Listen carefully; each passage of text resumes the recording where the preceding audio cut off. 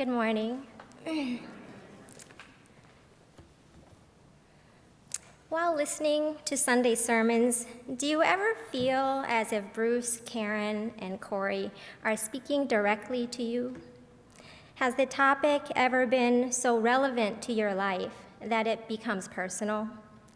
That's how it's been for me throughout this entire sermon series.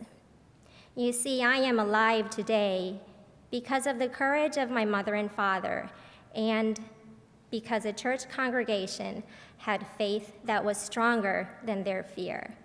This is my story. I am the youngest of 8 children, born to Kamdang and Ko Kampapa. 3 of my siblings died from illness before I was born. My family lived a simple life in Laos, a small country in Southeast Asia sandwiched between Vietnam, Cambodia, and Thailand. We raised cattle and grew rice on our 40 acres of farmland. Our lives quickly turned into what my brother calls hell on earth. In 1975, after 2 decades of civil war, the extreme leftist Pathet Lao took power in Laos. They ravaged the country, bringing with them carnage and genocide beyond comprehension. This was the hell into which I was born. The Pathet Lao soldiers took over our farm, and made us slaves on our own land. We were face to face with communist terror every day. We witnessed the murders of family members and neighbors. We saw things that no human should ever see. The soldiers would hold myself and my sister as hostages, holding guns to our heads in order to make the family comply. We were beaten if we didn't work fast enough and nearly starved to death. My father and mother knew we faced certain death. We had to escape. Using secret codes sent in the disguise of bird and animal sounds, we made our escape in the darkness of night with only the clothes on our backs.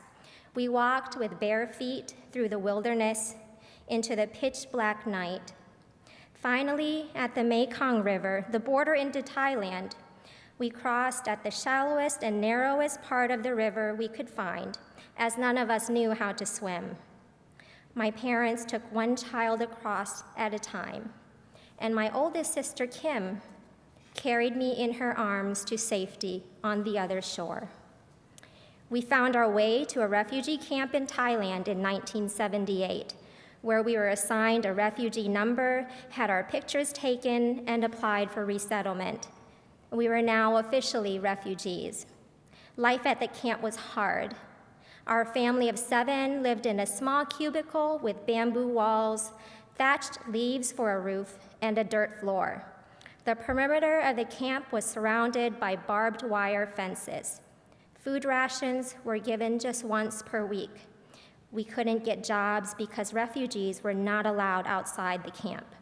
All we could do was wait. Almost 2 years passed. For my parents and older siblings, feelings of hopelessness, worthlessness, and depression eventually took over. You see, being a refugee, you have no home, no name, no voice, no land to call your own, and you feel as if you've lost your heritage. I would hear my parents saying, "What country would ever want us? We have nothing, and we are nothing." Unbeknownst to us, on the other side of the world, there was a church in Sarasota whose members were about to bring hope where hope was gone, by welcoming a family of strangers into their lives. In the words of my dear friend Don Munsme, Pine Shores and its members had an opportunity to put their faith into action. In 1980, the news came that we were accepted into the United States for resettlement under the sponsorship of Pine Shores Presbyterian Church. My oldest sister, Kim, had been attending school in the camp to learn basic English, which would help us in our new lives. On July 13th, with only one small bag of belongings, we departed Thailand on Pan Am Charter Flight 82, headed to the United States. As we looked out the window, there were so many tears, some of joy, some of sadness, many of fear.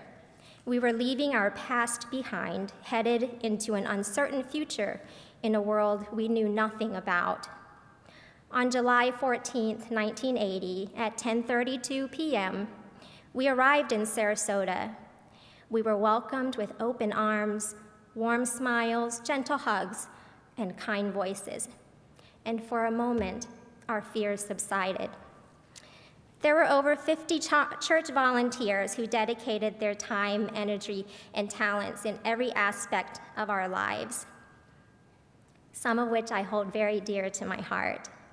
Guiding, teaching, nurturing, welcoming us. It was a learning experience for everyone. We had no idea how to turn on the lights, nor had we ever seen a flushing toilet before. Culture shock was an absolute understatement. For several years, we lived in what is now the Sanctuary House on the church campus. My parents and two older siblings started working at Bay Village, and by 1986, we saved enough money for a down payment on our own home. We were making a new life for our family, and Pine Shores had been our lifeline. It was not easy for any of us. For me, I remember very hard times in school with other children and even some adults. I was ridiculed, teased, sometimes bullied.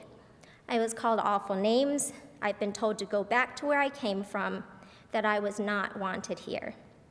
Recess was the worst part of my day.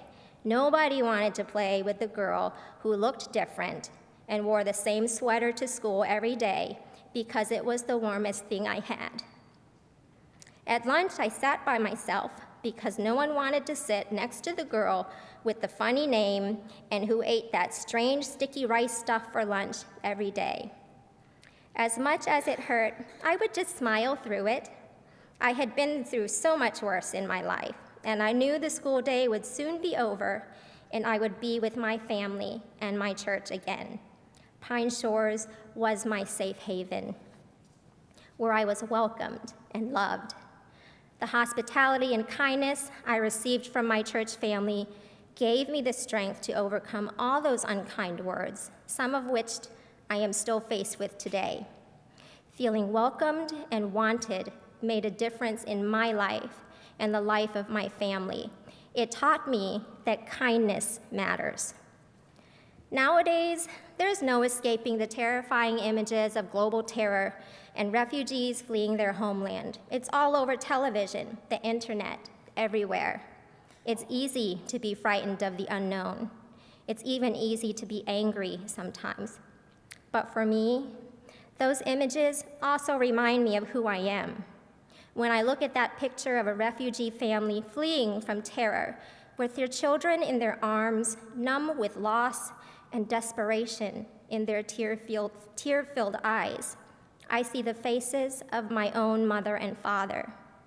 When I look at pictures in refugee camps where malnourished children are standing behind barbed wire fences with empty eyes, unable to cry any more tears because of all the bloodshed they've witnessed, I see my own brother and sisters.